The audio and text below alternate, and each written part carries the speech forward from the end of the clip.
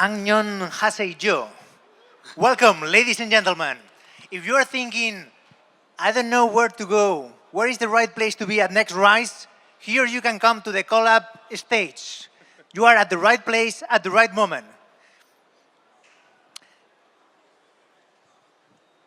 Do you know that Korea right now is the second best country in terms of corporate venturing, corporations and startups working together of the whole East and Southeast Asia, according to our recent study?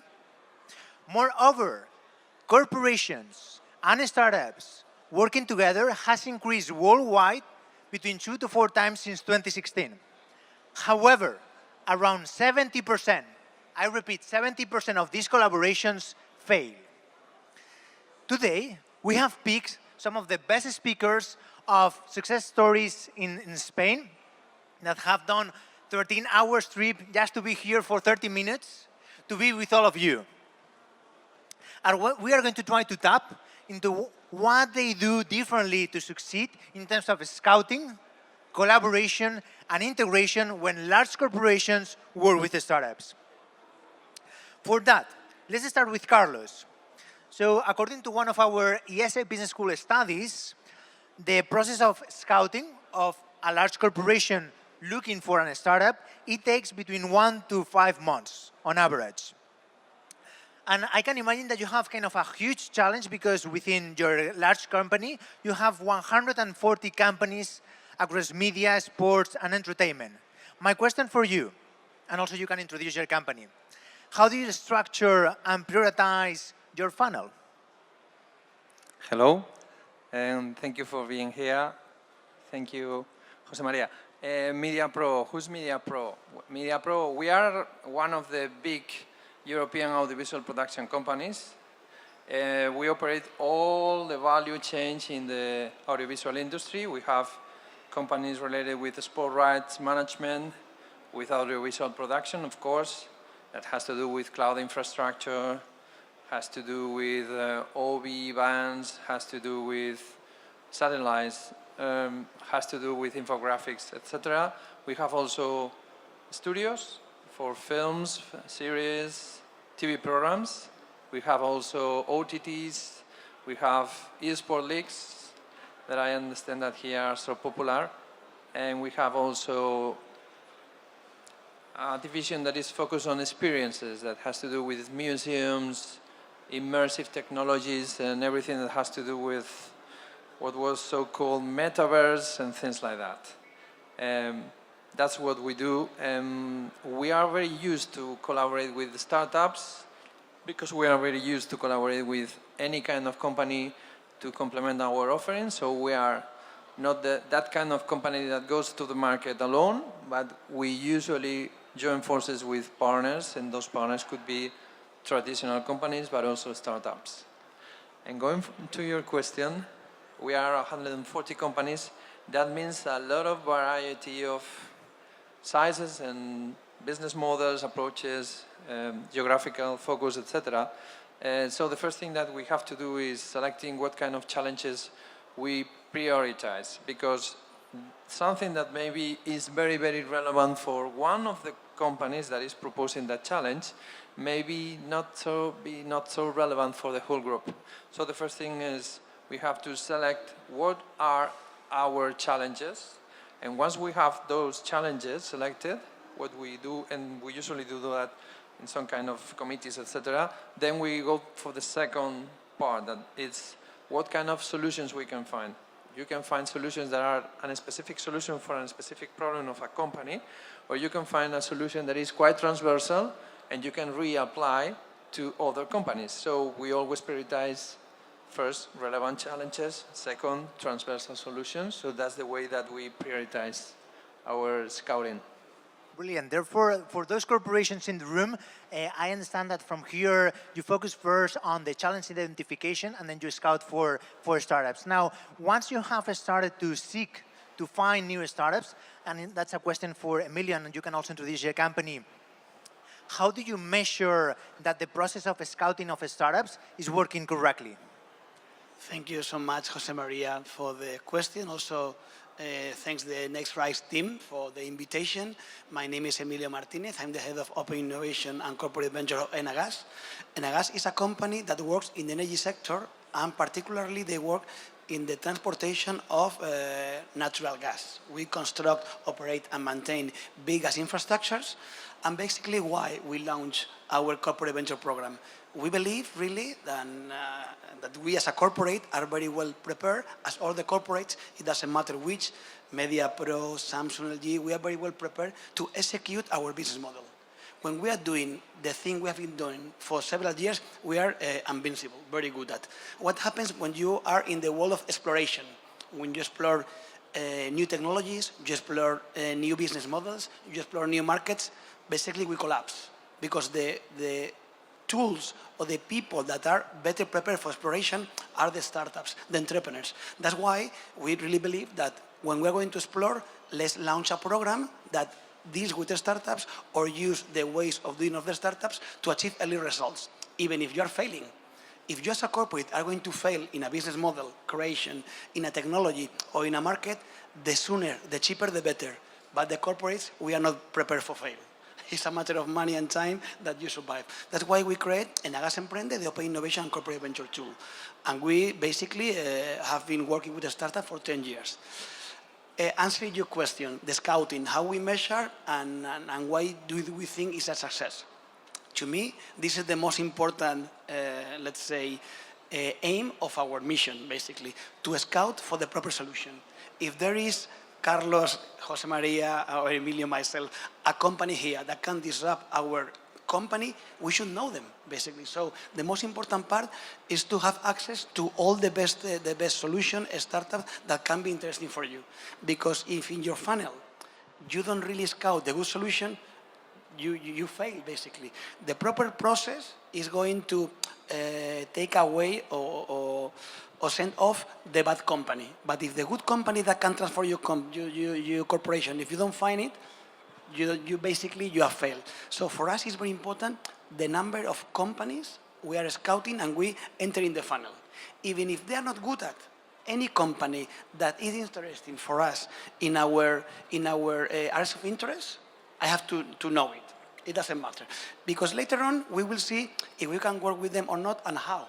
We, with a very mature corporate venture model, we can invest in the startups, but we can also pilot the startups, we can also buy a solution of the startup, even our funds can invest in the startup. But the key performance is any company, any startup, any solution might be in my funnel. In the end, you see that this process of scouting for many companies trying to enter in the funnel, many companies, the last, let's say, the success of this funnel, the percentage is very, very small.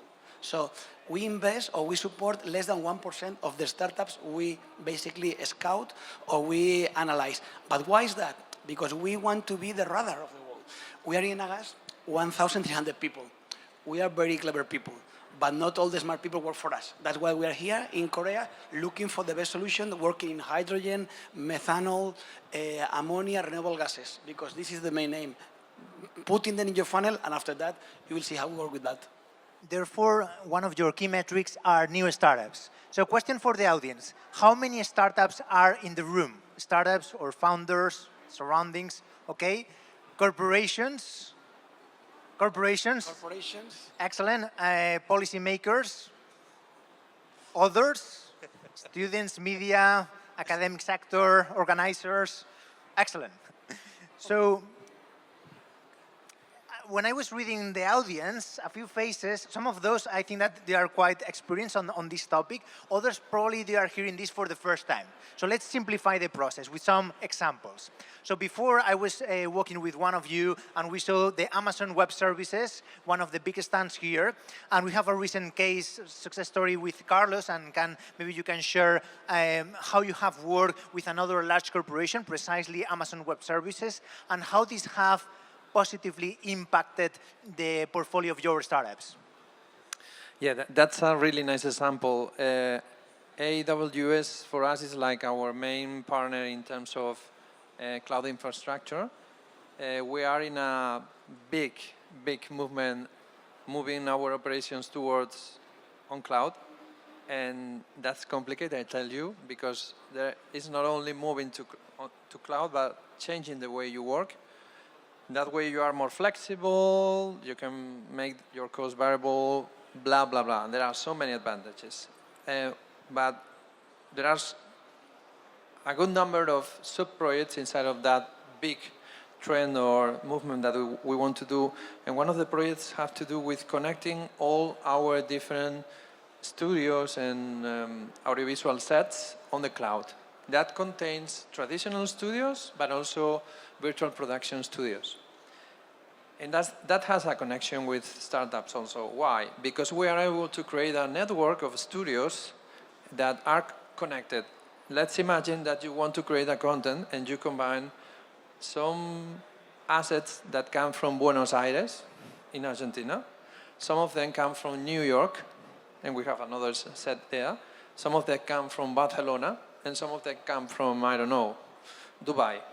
And we are able to combine all of them, put also a virtual production studio in the middle, and put all the assets together to create the final content that way. So at the end of the day, we are collaborating with a lot of entities. In the beginning, it's only ours, but if you integrate into that ecosystem startups, you are able to connect with the startups from Argentina, US, Emirates, Africa, Asia. Wherever we have a studio, we are able to integrate the way that a startup is able to complement our capabilities. So that's our approach. It's good for us, but it's also good for open innovation. It provides us with a lot of flexibility. So I see a triple win, a win-win-win situation in the triple axis that you have described. Also, it's connected with, before I was working with Emilio in the whole A, where you can see companies such as BMW, LG, Mercedes, and others. And we were quite impressed, for instance, with the number of pilots that BMW was doing, more than 200 a year. My question for you is, sometimes to pass the valley of death of the passing from POC, from a proof of concept to something more, is quite difficult. My question for you is, any success story in your portfolio that maybe you have moved to the next level with a company after doing a pilot? Sure, thank you for the question, Josemaria. For us, we are innovators, and the I of innovation is I of incomes. In the end, the main impact that we should have in our activity should be an impact in terms of profitability, energy saving, money saving, competitiveness, incomes in the end. So for us, it's very important that we are not doing piloting just for doing piloting. We are doing piloting for an impact. So we have a very mature corporate entrepreneurship program, basically, that we have given our employees the opportunity to create a company with our support, trying to let's say, to share in the same tool the best of the corporate when basically launching a program, launching a startup. We, the corporates, are very good at access to market, funding, knowledge, technology, but with the best of the startup. Basically, the hunger of the entrepreneur, flexibility, and dynamism. So we started with them, with our employees, creating small startups with a very quick pilot. Okay, let's try to do this, and let's try to do it very quick. So I create the internal spin-off. Very short time, people very good at, very focused with very short budget, basically. And if they work out, we create the spin-off with them. With this model, we have been able to create 8 spin-offs that basically we have been, in the end, they were created to explore a technology, a business model, or a market. And once this market or this technology has been certain, we have already bought these companies. So we create a company to explore a market. When the market is certain, we buy the company. M&A of Enagas has bought these new spin-offs. And we have created 8 spin-offs, and we have bought 4 of them. So M&A have bought 4 of them. And impressive. And very, very beautiful cases, either in terms of diversification for the corporates that are in the room. I mean, pushing your internal talent is the best way to explore new business model, for sure. basically. And in terms of profitability, when you create the company, when you invest so early, if you finally exit this company, the rate of success is very high. So we are going to have 30x with one of these investments, because basically you invest in the very early stage. So obviously we have some cases of failures, but in the end, the cases of success compensate them. Very quickly, so one case. Nowadays, we have merged two of our spin-offs we created, we have merged them, and now 10% of our future investment of the company is going to be done by this new company we have integrated, merging these two spin-offs. So in the end, it works out. It has an impact in the incomes and in the PL of the company. This is what innovation is about. I like the double I. And also quite impressed with your 50% conversion rate to acquisition. It was quite impressive. Also for the audience, another big box that he has opened is for corporations in the room. When you want to headhunting, when you want to seduce that top tier entrepreneur, what is your value proposition? What makes you unique compared to your competitors? He mentioned before, we provide knowledge, access to experts, maybe some funding for the pilot. What are you offering to seduce the startups, for instance, that we have here at NextRise? Some companies are offering speed. And for that, I would like to tap into your knowledge, Carlos. One of the challenges that corporations, large corporations face when working with the startups is the lack of speed, usually because of the legal department, the procurement department, large contracts. Is there any shortcut? Yes, it should be. And if it doesn't, if you don't find even if you don't find that solution, you will not be working with the best ones. So that's the point. In fact, it looks like legal purchasing are not the most entrepreneurial sensitivity areas of the company. No, they are like, they have a mandate and they have to be very secure from the legal point of view. They have to be very cheap. They have to provide good prices, long terms of payment, blah, blah, blah. So their priorities are those. They have a mandate from the general management to do that like that. So they are not against you. They are doing their job. And they are doing what they have been told to do. So if you are interested in another kind of paradigm to operate with some partners, startups are so different the traditional partners, then you have to look for exceptions. Because in innovation, we are not focused on paying in 90 days instead of 30. That's not our priority. And if I go with that mindset to a good startup, and I say, well, we are going to pay to you in 6 months, they say, what? You don't understand who you are talking to, no? They are not alive in 6 months. They are not alive. But that's the thing that the big corps try to do with the other big corps we are working with. So what you have to do is not trying to convince yourself to the legal guys or the purchasing guys that are doing their job and that they are doing a good job. You have to go to your general manager and say, hey, we have an exception with the startups because the priority is getting the good ones on our pilots, on our projects, on whatever. The thing is not getting a financial advantage of paying in 60 more days or whatever. So it's a yes-no scenario. If you have this, you will get a yes from the most talented ones. If you have a no, it's going to be because you don't have the exception in your organization. So it's not talking to your colleagues in legal or in purchasing. It's going to the top management and being able to build a new mindset and a new exception to that way of dealing with business because it makes sense for you, for your innovation area. And that's what we do. We don't try to convince in an informal way to our colleagues because they are doing their job. So a question for the audience. They mentioned that when those corporations in the audience or startups in the audience, they mention what are some of the key stakeholders that when running a pilot are important to get involved. They mentioned the legal department, the procurement department. Who is missing? What about the business units? But the question here, and it's going to be my question for Emilio, is when is the right moment to get in the buy-in from the business unit? For us, actually, the business unit is after us, the first person we basically connect. I'm here today in NextRise. I'm going to meet several startups.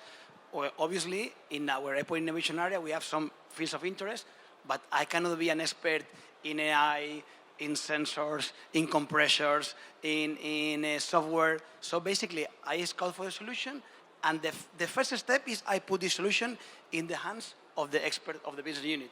That will be my internal sponsor. The final buyer, if I implement this solution in my company, in whatever the way we do, with a venture clienting, with a pilot, even if we invest, who is benefiting from in the company from this open innovation activity? He's, to me, the first one to meet. So this is very important.